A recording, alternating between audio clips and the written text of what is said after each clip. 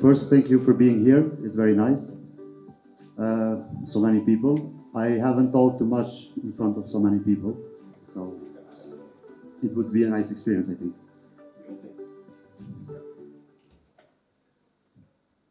Okay. So, as you have seen from all the topics that were presented in different slides, everywhere was open source. A good thing was, like Schwartz asked Blage, what if Facebook dies? What will happen with React? And nothing will happen because there is an open source community keeping it alive. Also, Facebook created something, Microsoft contributed to it. So this is what I'm going to talk about, how to contribute to open source and how to give back. So I am Eden, the CTO of Rakuten, part of Kin + Carta now together with Melon. My background experience is mostly in software engineering, and lately, because of my position, I switched more to the management level. So you can see here some links, not links, my username in LinkedIn, Facebook, Instagram, GitHub. I forgot to add Twitter, but I'm going to send another presentation to Selami after my presentation. Sorry. This is again me, but I just moved the picture on the right side, so you can see in the both sides. I am also going to add Twitter in the slide, so. Okay, it's quite warm, also here, also outside, but I still need a warm up. So I'm going to tell a joke. There was Macedonian, Bulgarian, and Albanian from Kosovo. And guess what? 3 of them are working in the same company. So. But this is not a joke, this is happening for real, and that's why the technology world is beautiful, because you see many people working together and building great stuff. Before I choose this topic, I was overthinking, and I was going to prepare a sentence, what to say, and before I'm going to say that, I was in the middle crosswalk on which topic to choose.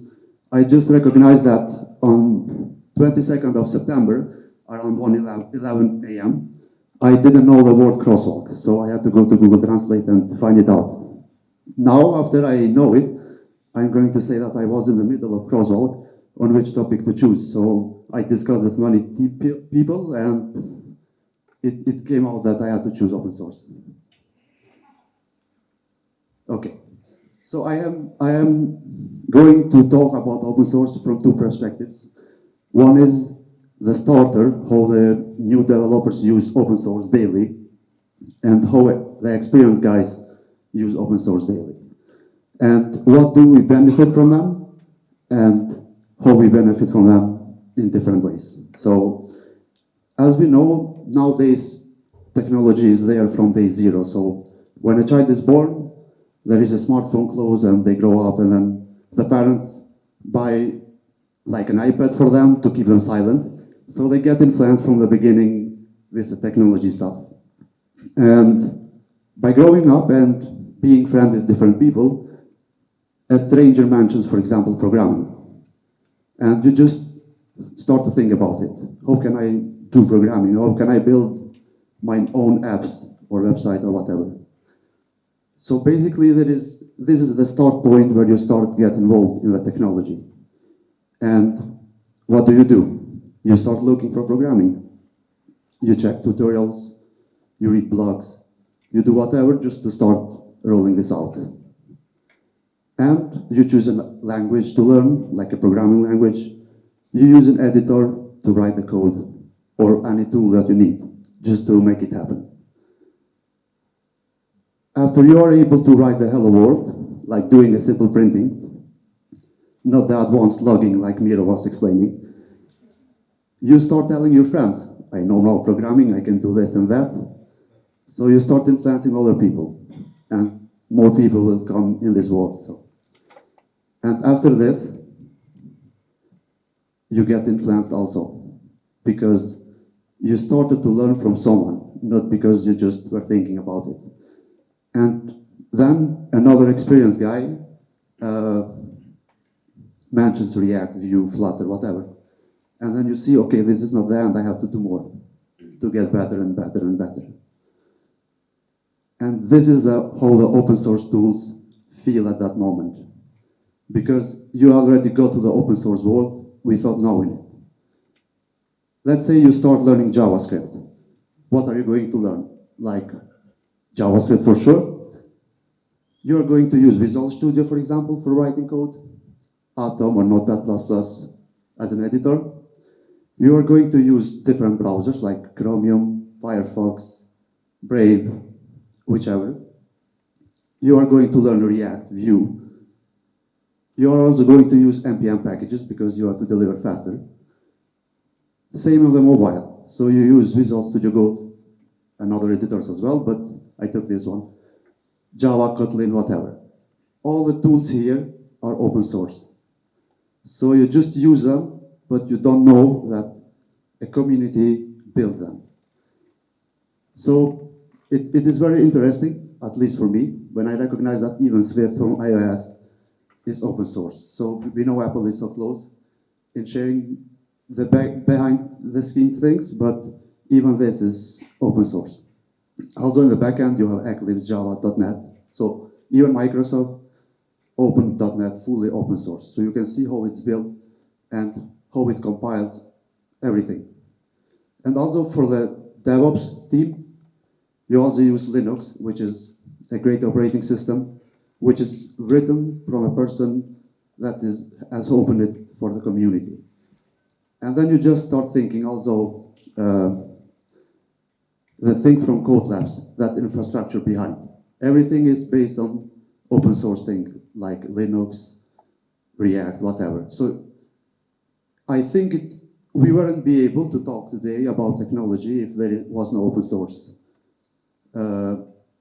And whatever we mentioned today, like as I mentioned, is fully open source. And we talk about different problems, different solutions. What did they improve or not because someone opened it for all of us. So we already seen how the starter get influenced from the day zero. But what does an experienced guy do about open source? So it is basically all the same, what a starter does. So you use NPM packages, whatever. But after you get some experience, you just start carefully considering what open source to use, what not, because you already have the knowledge and you also are able to analyze it by your own. So just to decide if this is good or not. But also, beside this, you also start to think, what can I give back? So this is the only difference that like a senior developer can or differs from a starter about open source. But again, everything else is like a starter. What do we benefit from this? So we can very easily start going to the software development world because we just use the tools. In a short time, you can achieve more because you don't have to do everything from scratch and build it on your own. You can just use someone else's solutions and just move ahead. You can learn from others. For example, let's say you analyze the Visual Studio Code source code. You can just understand how Visual Studio allows you to install extensions, how they do the autocomplete stuff and whatever. So it is also enough even if you just read the code and see how someone else organized it, structured it, and whatever. And you have the flexibility. So let's say you want to build a product, and there is a part of the product that you have to write on your own. There is always a possibility that someone else has open sourced this, and you can use that solution and just do your stuff on top. So you can start small and fast, and then you can become something big. The quality. Everyone thinks that open source is like some solutions that just someone published and they are not written good. They don't work sometimes. But actually it is a different. So the opposite, sorry. As many eyes as see the code, as many better quality we will get out of this. So the good thing is that the open source community in the world is quite big, and people are giving back, and they are reviewing solutions, they are suggesting solutions, and the quality just increases. We already know this from the code review process. We ask many people to review it and approve it. And then we have lower cost. So as I mentioned, You can use a already existing solution and move ahead. You don't have to spend time, pay developers to do it again and so on. And many other things. So there are many statistics in the internet how also big companies see open source. So it's not like only a simple developer can just give a judgment about open source, but also the tech leaders see open source in a different way. So,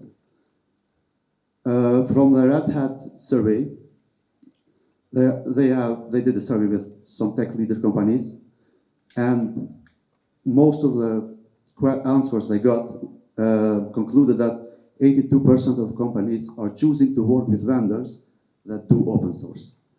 So basically, they like companies that contribute to the community, and this is also one of the sale points they're using when they pitch clients or so. And this is because, as I mentioned, they like vendors that are familiar with open source and know how open source works. They like that these vendors help the open source community, and they can also influence the development. For example, we had also some situations when we were working in different projects. We have seen that the library maybe has an opportunity to have another feature in it. So we had to comment on GitHub, and someone was giving feedback. Maybe someone also was telling that this already exists, you just need to use it like this. So it's very straightforward. And especially when you are building a big project, you can influence also the library developers to do something new, or at least you can also contribute it in your own. And in case there is a technical challenge, as I mentioned, it's very easy to find an answer. So you just ask and you get an answer for someone. So everyone is able to see the code, and sometimes this sounds like a vulnerability about the security behind. But actually, as I mentioned, as much eyes as see the code, it will get more secure because you have more feedback. And the results from this survey came to these numbers where the team in your company can review the solution on their own. So if you don't trust the people who created it, you can review it and conclude your security awareness. The security patches are mostly well documented. So for example, when a new version comes out, you see a well documentation, what is improved, what is changed, whatever.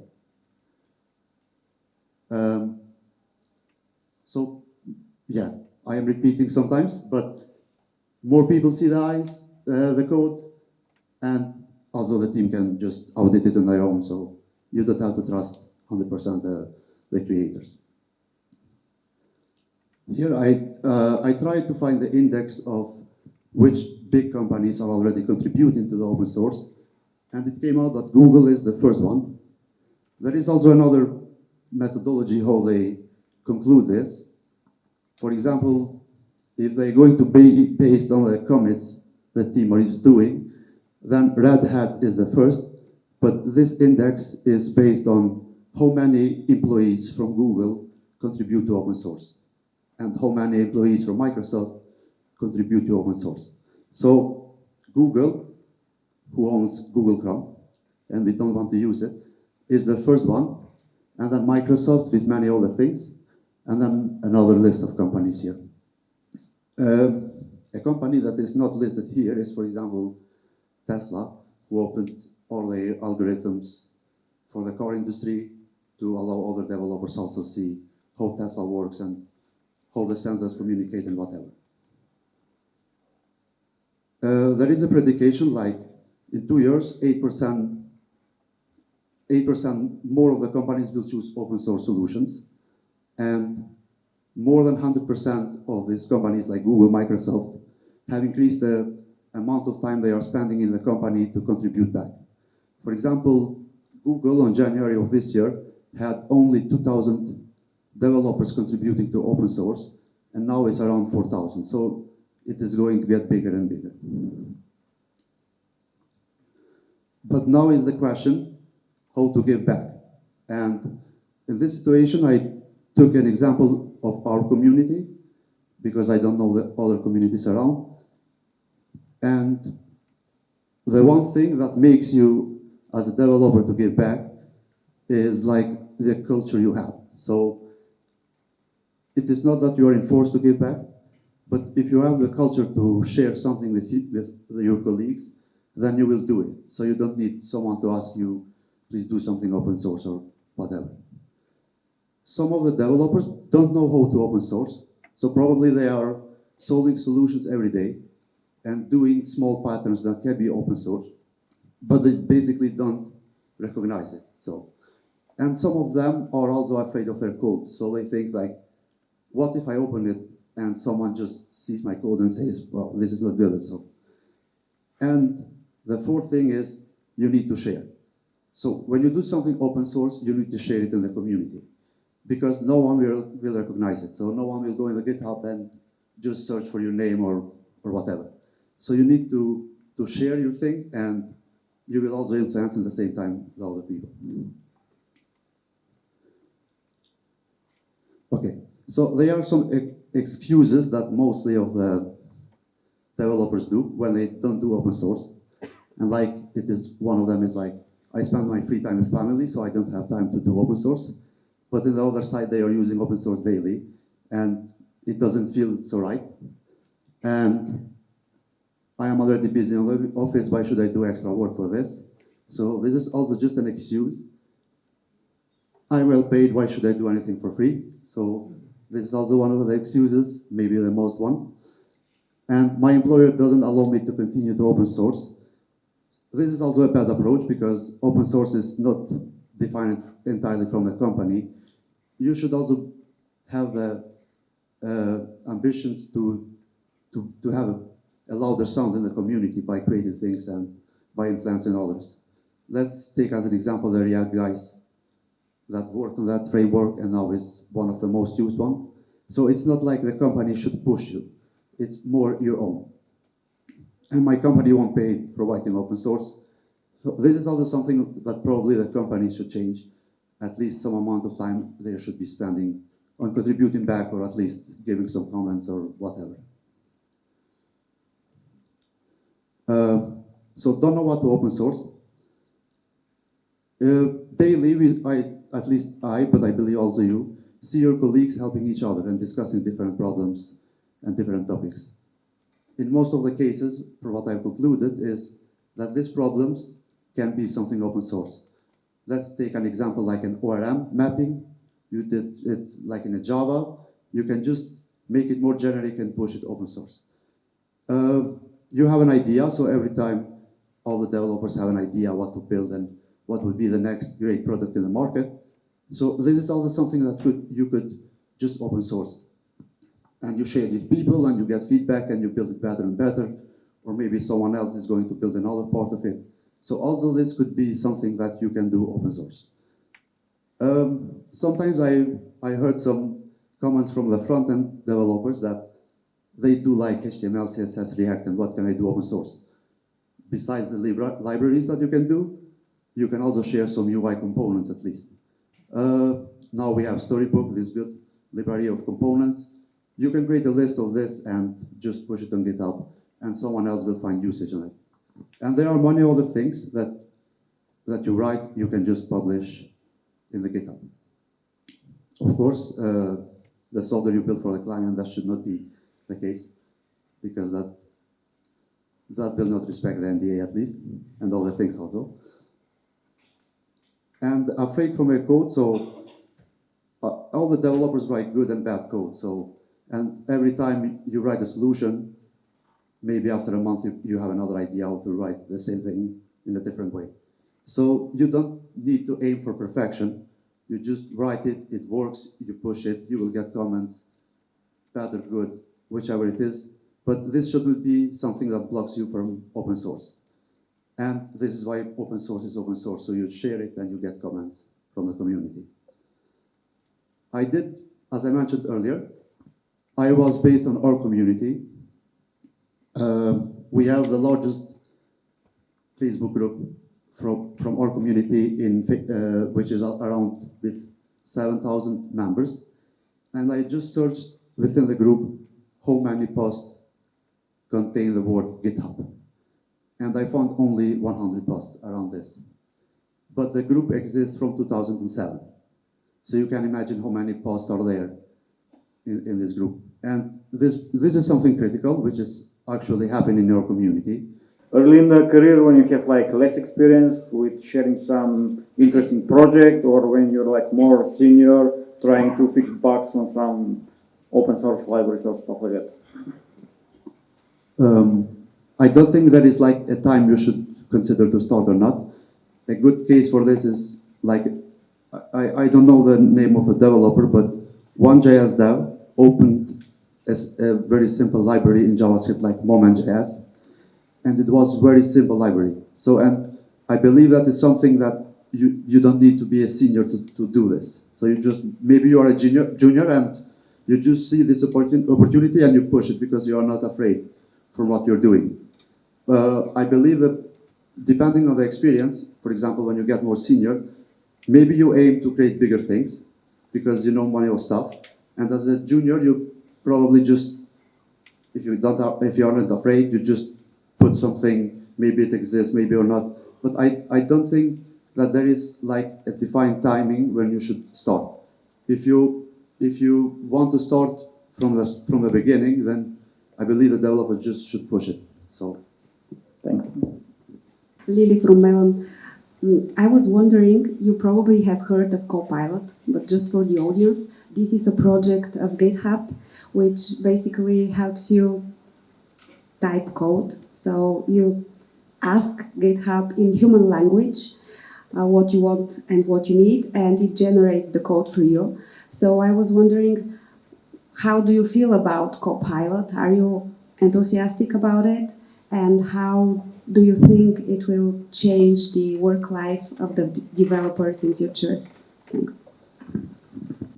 this reminds me of a friend who was always mentioning that the developers will get replaced from robots. And I don't think it will happen, at least now. The Copilot project, it's a good one, but how GitHub builds the code that you're asking for is based on other sources that have been published to GitHub, so it's again from other people.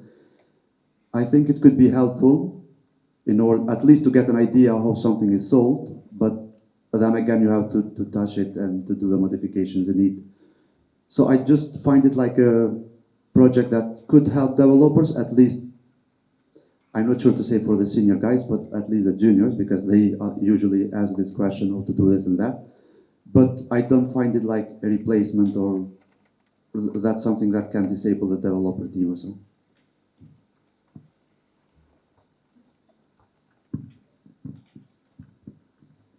Okay, so question for me. So senior guys, it's okay. They know how to develop, they can find good projects, etc. But we have a lot of junior guys, I believe also here in the audience. So what is recommended approach, because a lot of them are not easily to be, let's say, onboarded on a real project? What is the best fast forward for them to get real project experience? Can you maybe send some open source projects so they can start contributing? They will get reviews, they will get familiar with the process, therefore get more experience and then advance to more mid-level type of developers. Yeah, an open source challenge could be an option. For example, I can take some examples of what we did in the company. During the pandemic time, we have seen that e-commerce is growing rapidly, and we decided to open source a payment provider plugin that is supported in the market. And we basically, people from a company have worked on that. So they feel like they are delivering something that will be used and they will get feedback and so on. So, and another case is like the last Social Thursday, 2 other developers from our team have built a game that we are going to publish soon. So for the juniors, an open source project could be like a way to do it. We also ask juniors to do projects. So the only thing that we need to do is to open source it. So basically they challenge an idea and they get to use to the software development process with the PMs, QAs and so on.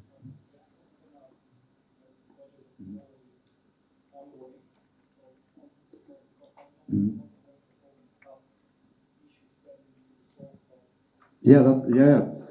So it depends on which project you want to challenge them. So if you choose like, let's say a React issue, you know for sure that they are not going to make it. But they are, it is an option. So you can just ask, okay, check this repository and see what you can contribute back. So it could be, actually it's a good way to do it. So.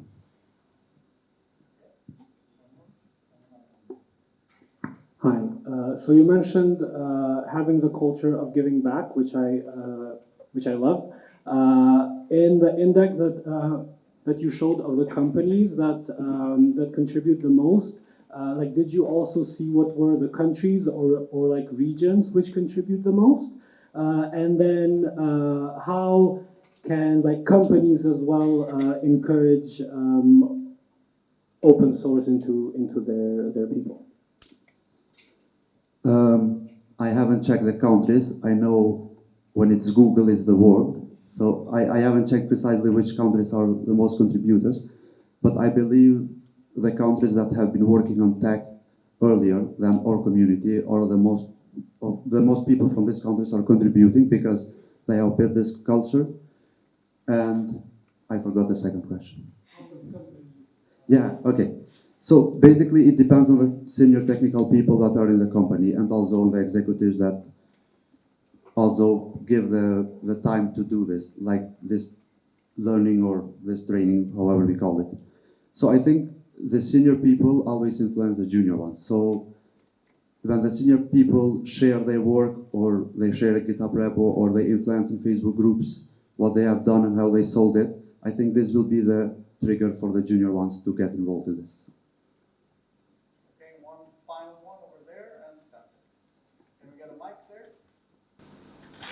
Yeah, hello. I want to ask, you showed a few rankings of the companies that had the more contributions to open source projects, but are those rankings only for companies, or are there in general how many contributions there are to, let's say, big open source projects?